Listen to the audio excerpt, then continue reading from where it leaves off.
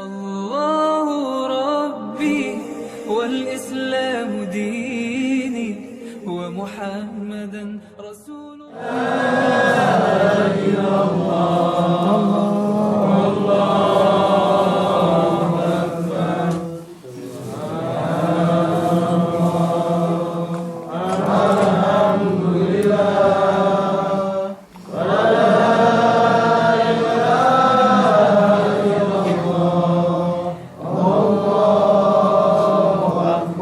Assalamualaikum warahmatullahi wabarakatuh. Waalaikumsalam. Subhanallah wa bihamdihi subhanallahil azim adada khalqihi wa ridha nafsihi wa zinata arshihi wa midada kalimatihi. Allahumma salli wa sallim ala rasulillahi sallallahu alaihi wasallam wa ala alihi wa ashabihi wa man tabi'ahu wa tabi'ahu bi ihsan ila yaumiddin. Rabbi a'udzubika min hamazati syayatin wa a'udzubika rabbi an yahdurun. Subhanaka la ilma lana illa ma 'allamtana innaka antal alimul hakim. La haula wala quwata illa billahil aliyyil azim. Ayah, bunda, ikhwatal iman yang insyaallah kita semua selalu dan selalu dalam berkah Allah. Al-Fatihah. Bismillahirrahmanirrahim. Iyyaka na'budu wa iyyaka nasta'in.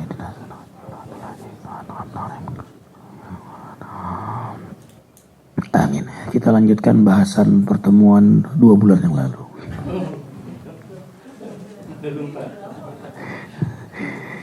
Tentang harapan kita setiap 17 kali sehari kita mohon pada Allah agar diberi oleh Allah sifat sikap nikmat dalam istiqamah.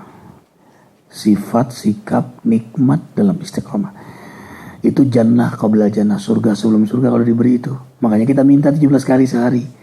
Shiratal mustaqim, Quran dan sunnah yang kita istiqamah berpegang teguh kepadanya, yang kemudian Allah taburkan kenikmatan dalam melaksanakannya sebagaimana para nabi an'amta alaihim, sebagaimana para nabi dahulu yang telah diberi nikmat istiqamah. Kan hidup ini hanya 2 ujian, nikmat, musibah, diputar-putar itu oleh Allah. Wa tilkal ayyamu nudawiluha bainan nas. Makanya ada saat sedih, ada saat gembira, ada saat sehat, ada saat sakit, ada saat rezeki lagi susah, tapi ada saat rezeki wah berlimpah. Jadi berputar-putarlah antara itu. Saat-saat kita galau, ya. Salam. Silakan. Bang Faisal maju bang, abangnya di situ. Maju lagi, maju. Ini jauh-jauh dari Samarinda ikut ngaji ini, Masya Allah. Lagi tidak di depan pintu, nanti pintu ada yang buka lagi. Ya. Makanya wajar kalau kita minta 17 kali sehari, berulang-ulang. Kita nggak tahu dalam waktu dan keadaan bagaimana doa itu diijabah oleh Allah. Pada pertemuan terakhir, bukan sampai pada nikmat istiqomah terus menerus, tapi ikhtiar pada untuk mencapai kekuatan istiqomah itulah yang disukai oleh Allah. Jadi jihadnya, mujahadahnya, ini yang terus Arifin sampaikan buat memacu diri Arifin dan juga kawan-kawan. Dulu hampir 2 tahun Arifin membangunkan Qiyamul Lail, ya kan? Sekarang nggak perlu dibangunkan lagi, sudah duluan bangunin sekarang, pada ramai semua. Kalau Bang Yudi ingatnya apa tuh Bang? Kalimat yang abang paling berkesan. Apakah sama?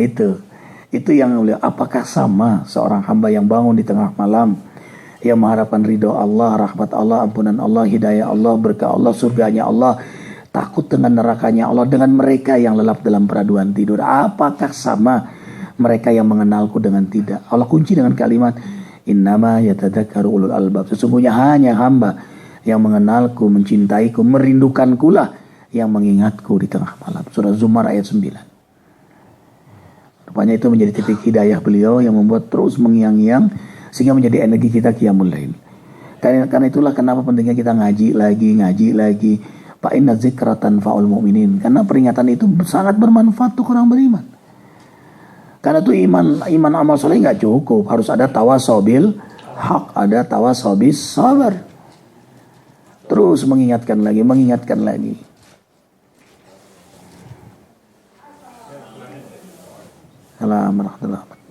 Terus saling mengingatkan dan juga sabar saling mengingatkannya. Allahu Akbar walillahil hamd. Hikmahnya istiqomah itu pertama menunjukkan bahwa sempurna ma'rifatnya kepada Allah.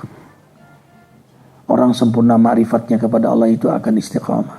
Allah ilah, Allah Rabb, Allah Malik, Allah Khalik, yang mencipta, yang mengatur, yang menguasai. Kalau sudah sampai pada keyakinan utuh itu, sudah dunia dan surga sebelum surga sudah. Allah alhamdulillahi rabbil alamin. Rabb yang ngatur. Udah. Gak akan ada masalah tuh. Kalau kita mau Rabb aja sudah. Kenapa begini, kenapa begitu, gak akan begitu gitu. Rabb. Pasti ada hikmahnya. Allah yang ngatur. Kenapa kita stres? Karena sok ngatur. Hujan, ya hujan. Terus belum paham Rabb namanya.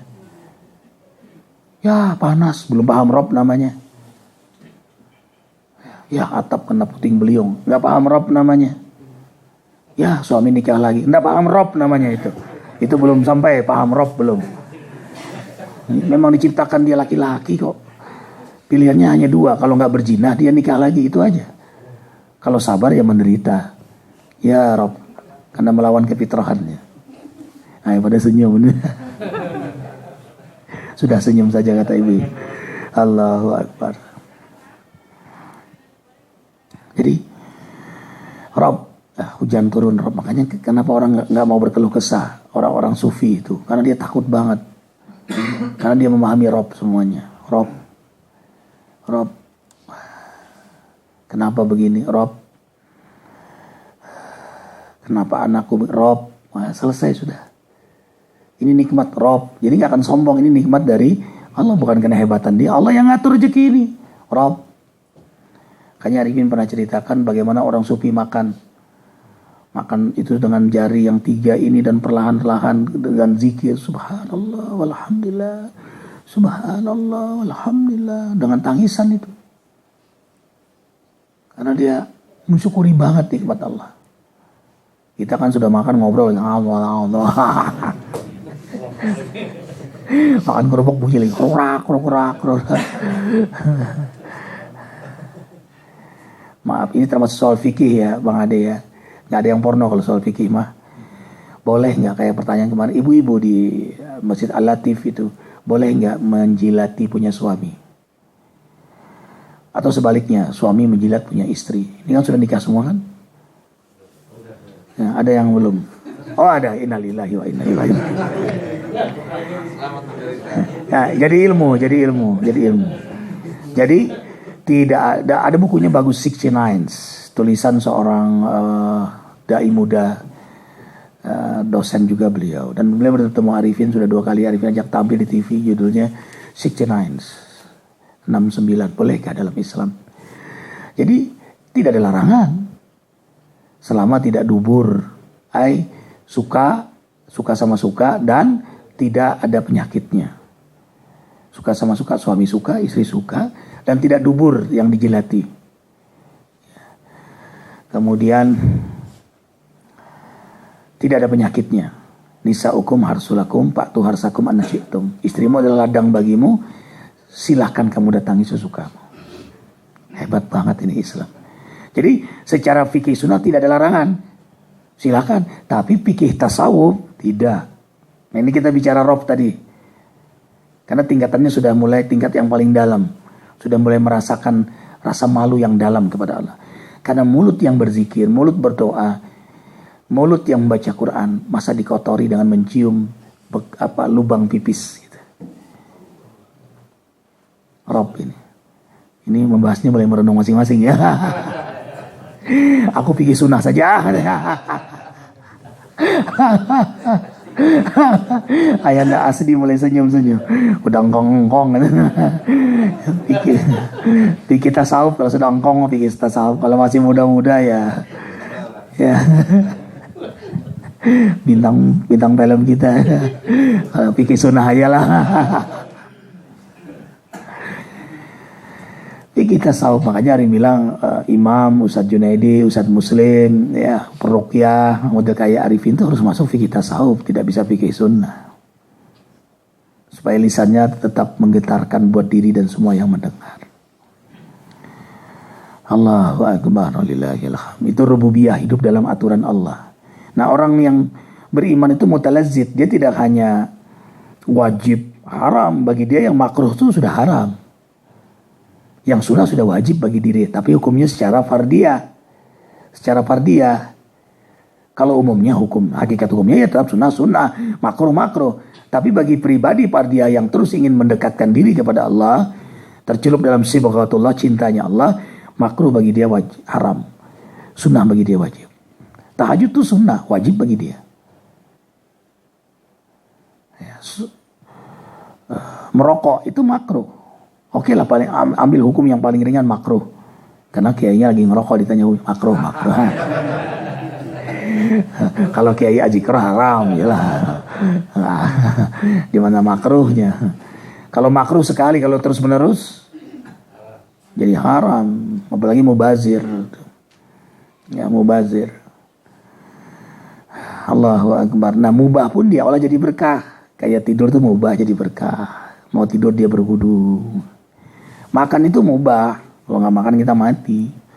Tapi dijadikan makan zikir dia, setiap suapan zikir. Bekerja itu memang kewajiban, kefitrahan kita kerja, tapi menjadi nilai ibadah. Arifin jadi teringat almarhum Haji Amin. Ini ayah dari Kiai Haji Marus Amin, yang 16 tahun dikubur utuh mayitnya. Arifin sudah pernah ceritakan, dan Kiai Marus sudah pernah menceritakan, kalau Arifin kan melihat langsung waktu di pesantren. Rame itu semua jadi berita, kita ngelihat tubuh yang utuh itu, tidak hanya tubuhnya, kain kapannya. Dan tubuhnya kembali muda. Padahal beliau wafat di usia 70-an, tapi kayak umur 50-an. Mengencang kulitnya. Dimandikan ulang.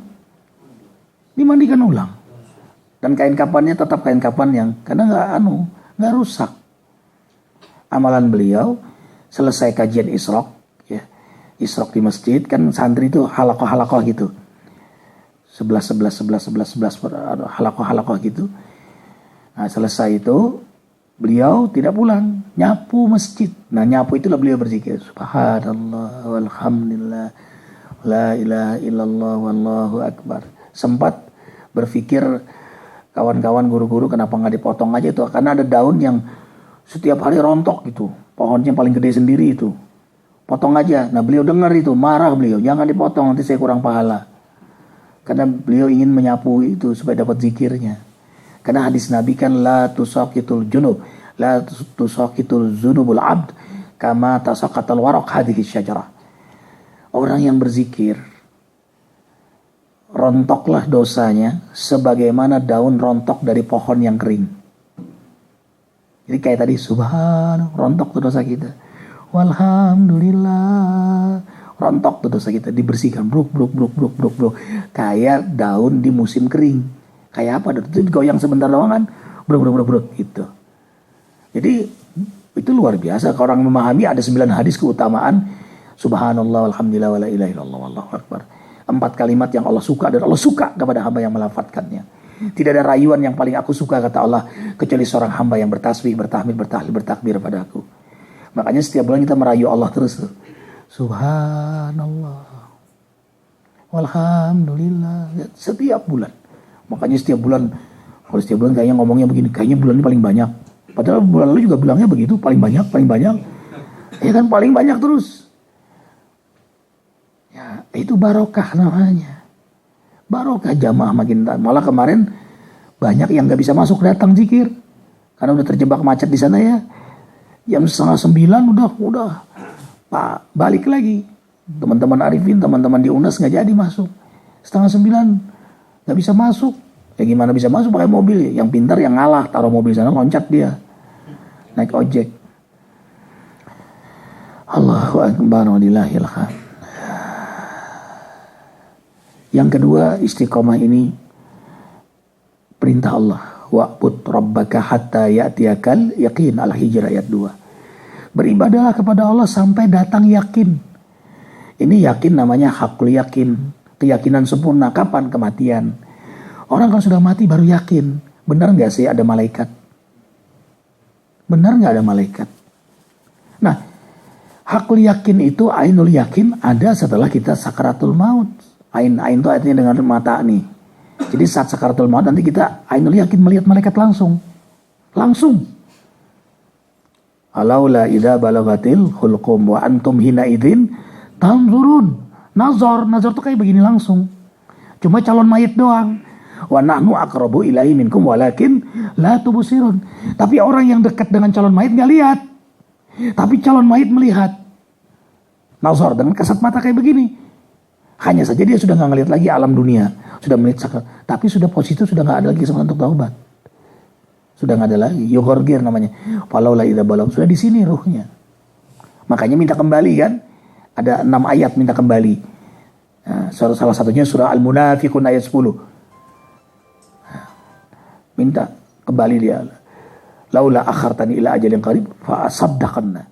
Kembalikan gue sedetik pasti sedekah. Jadi kalimat yang pertama keluar Bang Ade, sedekah.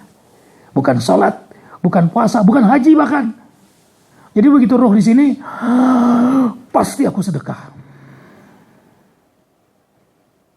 Karena tidak ada yang paling meringankan sakaratul maut selain sedekah.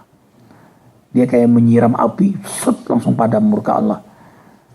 Makanya orang-orang dermawan itu orang sukses. Dan tidak ada pintu surga yang paling besar, namanya sahoya. Ada pintu tahajud, ada pintu duha, ada pintu saum Senin Kemis, namanya sa'arroyan, orang-orang yang suka puasa. Macam-macam pintu surga itu. Ada pintu ta'adud, orang yang menginginkan suaminya poligami, terbuka juga pintunya. Ya. Udahlah, nggak usah pintu itu, pintu yang lain aja. Udah tutup aja lah. Pintu yang lain aja ada. Kok pintu duha ada, pintu tahajud ada, begitu. Aktor kita. Harusnya istri ikut ngaji ini. Ya, jadi pintu yang lain aja lah Mas. Pintu duha aja ada tuh, ada pintu tahajud tuh, ya. Jadi tapi yang paling besar, yang paling depan. Jadi pintu surga itu ada kanan, kiri. Ya kayak masuk hotel, kayak masuk masjid ada pintu utama. Nah pintu utama itu namanya as-sakhaya. Hanya dilewati oleh orang-orang dermawan. Kalah itu orang sholat, apa tahajud, duha dengan orang. Karena ada orang rajin tahajud, rajin duha. Belum tentu mau sedekah. Belum tentu. Makanya as-sakhi. Kayis. Orang dermawan itu orang cerdas. Kenapa? Karena hartanya dia bawa ke alam kubur. Dia bawa sampai ke akhirat. Makanya dia pintar, dia sedekahin cepat. Ya, dia cepat dia sedekahin. Kalau tidak jangan hanya milik ahli waris saja. Sampai di situ selesai. Malah bertanggung jawab nanti di akhirat dia. Tapi kalau dia sedekahkan jadi kendaraan dia. Jadi abadi rumah itu jadinya. Ya, kecuali ada yang wasiat di Jawa itu, ada lihat di YouTube. Kalau dia meninggal bawakan berikut motornya. Masukin ke motor. Nah, lihat di YouTube kan. Meninggal dengan motornya. Karena dia susah payah untuk mendapatkan motor. Dia meninggal dimasukin ke motornya. Jadi di sampingnya mayat motor. Warna wasiat. Tapi sebenarnya kalau orang beriman. Orang paham syariat. Gugur. Segala wasiat yang berlawanan dengan syariat. Gugur. Nggak kayak orang Konghucu dibawa sampai mati. Cincin gelang emasnya dibawa. Islam tidak boleh. Tidak boleh. Ibu meninggal, punya cincin kawin, tetap dicopot. Suami masih gagah, buat yang lain. Hanya soal waktu aja. Makanya Arifin tanya sama Kiai tadi, khutbah Jumat tadi, Kiai Haji Tajuddin. Kan beliau nikah lagi, istri beliau kan meninggal. Arifin tanya, Pak Kiai, gimana tuh dapat istri itu? Beliau cerita adalah memutar-mutar, tapi ingin tahu Arifin gimana. Atau apa jawabannya? Ketika haul istri kan, haul istri yang ke-40 hari. Datang itu ibu-ibu itu ngelirik lah, wah ini ya, udah berpikir ganti. Itu belum kering kuburan sudah ada. Belum kering tanah kuburan, sudah ada penggantinya, laki-laki. Kalau wanita kan masih lama 4 bulan ya kan. Laki-laki belum meninggal masih bisa, apalagi meninggal. Makanya ada seorang suami yang setia banget sama istrinya sampai bawa kipas ke kuburan dan tiap hari mengkipasi kuburan istrinya. Ya ternyata wasiatnya jangan kau pernah kawin kecuali kuburanku kering gitu. Dia kipasin terus pas musim hujan gak kering-kering ya. Jadi kalau wasiat itu jangan aneh-aneh lah. Ya. Nah, biasanya ibu-ibu yang ngomong langkai mayat itu lebih dulu meninggalnya. Betul itu. Betul itu. Bukan nakutin, cuma ngancam.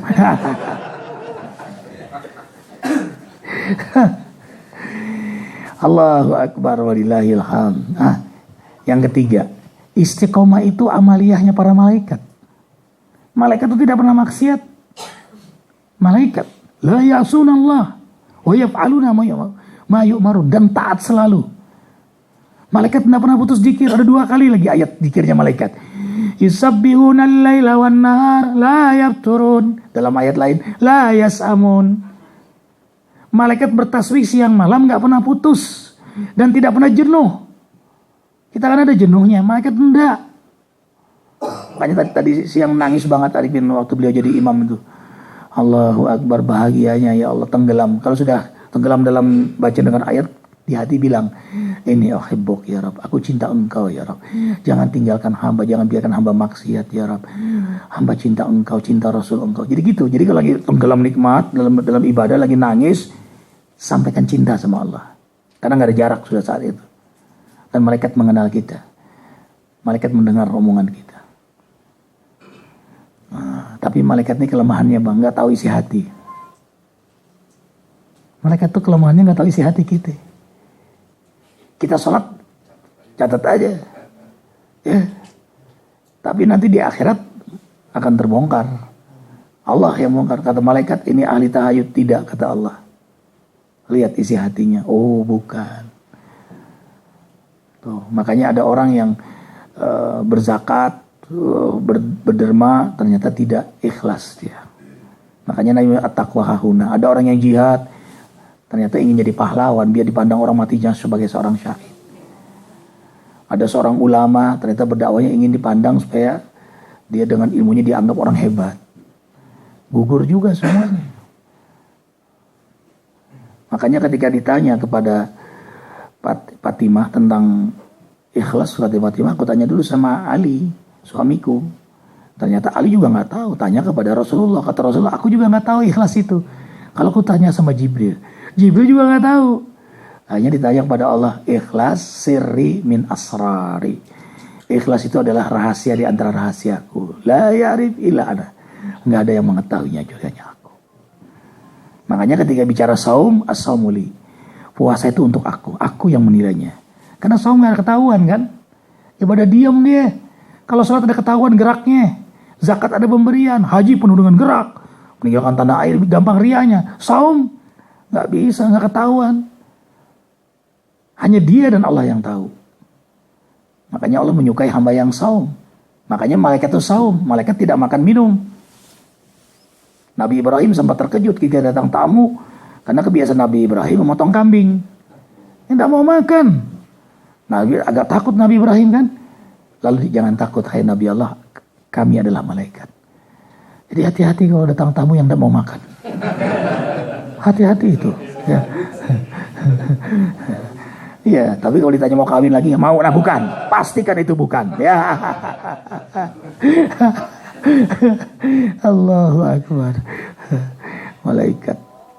Udah azan. Alhamdulillah. ومحمدا رسول